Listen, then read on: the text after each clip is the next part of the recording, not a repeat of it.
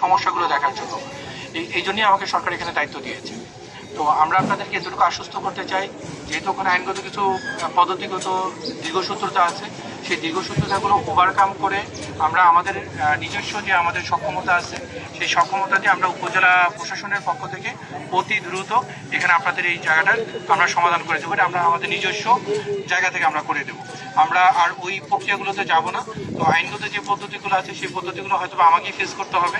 তারপর আমি জনদুর্ভোগ এড়ানোর জন্য আমার উপজেলার স্বার্থে আমরা এটা আমাদের স্থানীয় ব্যবস্থাপনায় আমরা এটা সমাধান করে দেবো। এটা আমাদের নিজস্ব ব্যবস্থাপনা।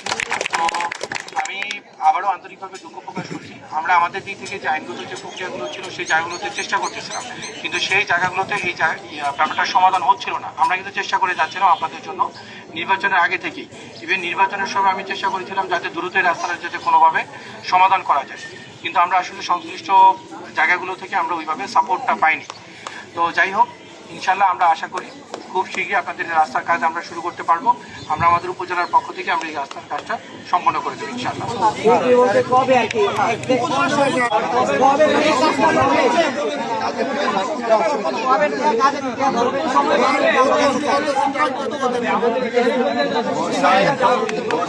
আমি একটু বলি আপনাদেরকে। আমি যেটা বললাম আপনারা হয়তোবা জানছেন যে ডিপিডিসি এবং এলজিডির ভিতরে যে ইয়েটা ছিল, ওই শর্তের মাধ্যমে এই কাজটা সম্পন্ন হতে পারে। আমাকে যেটা আমার ইঞ্জিনিয়ার মধ্যে শেয়ার করছেন যে প্রায় 2 থেকে 2.5 বছর হয়ে আসতে লাগে, কারণ সরকারি ফান্ডে 1 কোটি টাকা এই রাস্তার ক্ষতিপূরণের জন্য ধরা আছে।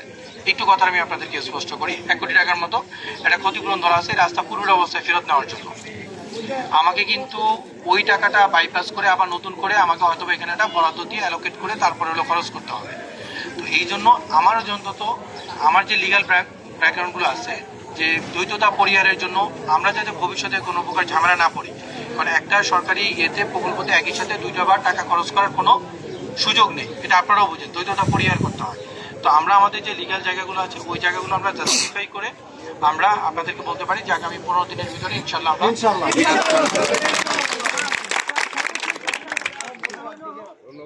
আমরা কোথায় গেলে এই কাজের অগ্রগতি কতটুকু হচ্ছে। আমি তো আপনাদেরকে স্পষ্ট করে বললাম যে এটা আমরা আমাদের উপজেলার নিজস্ব ব্যবস্থাপনায় আমরা কাজটা সম্পন্ন করবো ইনশাআল্লাহ।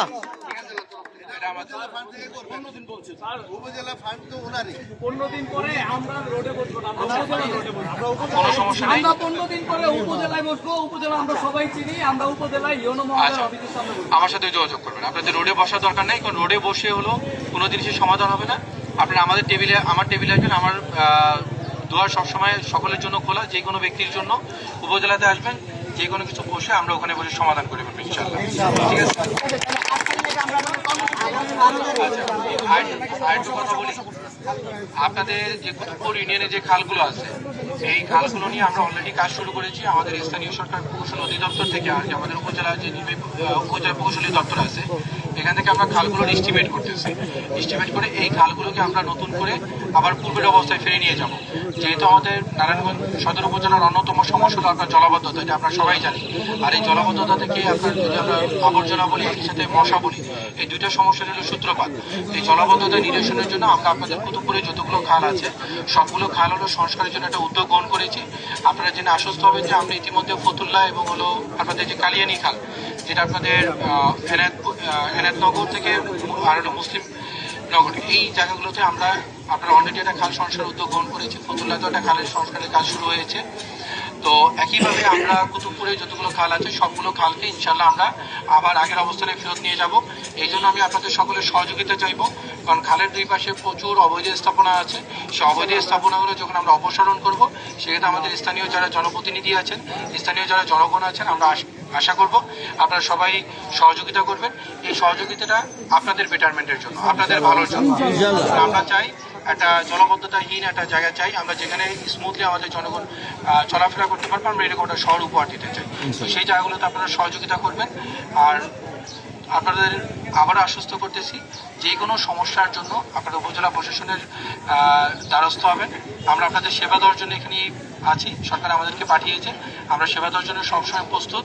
যে কোনো সমস্যার সমাধানের জন্য আমাদের কাছে যাবেন, আমরা ইনশাআল্লাহ চেষ্টা করবো আমাদের দিক থেকে সর্বোচ্চ সহযোগিতা করার জন্য। জি। আমাদের এই আন্দোলনের পক্ষ থেকে আপনাদের আপনার প্রতি ধন্যবাদ। প্রতি কৃতজ্ঞতা প্রকাশ করছি এবং কষ্ট করে